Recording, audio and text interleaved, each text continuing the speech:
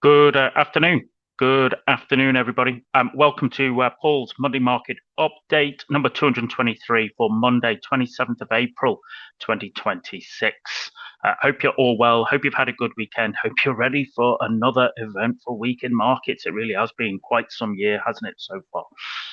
Anyway, you're very welcome here. If you're joining us for the first time, the Monday Market Update is just that. It is me flying through as much as I can share with you in the next 30 minutes, taking a look at strength and weakness within FX indices and commodities markets, looking at some charts of interest, okay, that you might want to add to your watch list, and then a look at the live markets. It is not a signal service. It's not trade recommendations. It is just me sharing with you what I'm looking at the moment, which might be of relevance or of interest to yourselves. As always, you're very welcome here, but just remember that you're always responsible for your own trading and investing decisions. And if you're looking for a little bit of help and support with your own trading journey, and you could do with a little bit of discipline, accountability, and consistency, well, you can join the VTP tag group, the Trader Accountability Group. There's a bit.ly code there or a QR code there, or you can ping me if you want a little bit more insight into that. Next up is Microsoft. Okay, once again on the weekly chart. Okay, so we looked at this a few months ago once again because we had been in a fantastic run.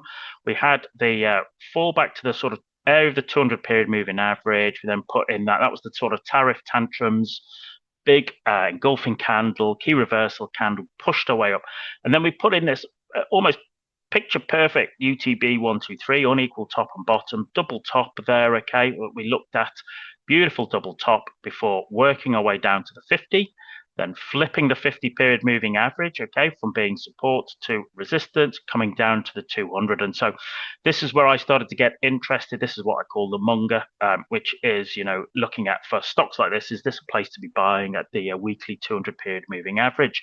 And interestingly, we actually kind of worked our way beneath that 200. But as you can see, the week before last, we had that kind of real proper bang push up there, back up above $400.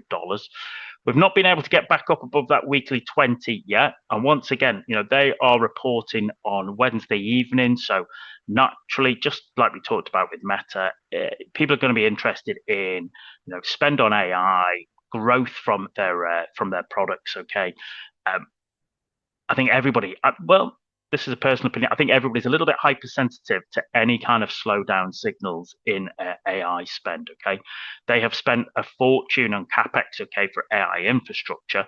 So of course, people will be interested to wonder, have they spent too much? All right, is that going to have an impact on near-term returns?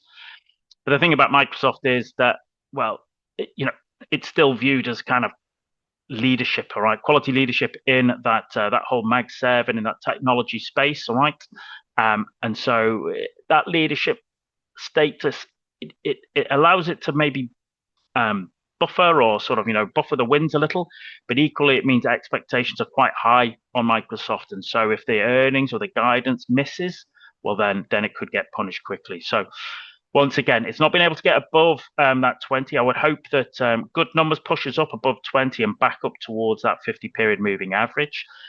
If we get, as I said, if we get earnings or guidance misses, well, then I'll be looking for a drop down to at least $400 there. Okay, so as I said, once again, that was last week was a bit of I'd call that a spinning top, bit of indecision. People are waiting for the numbers to see if that can be the catalyst for the next move.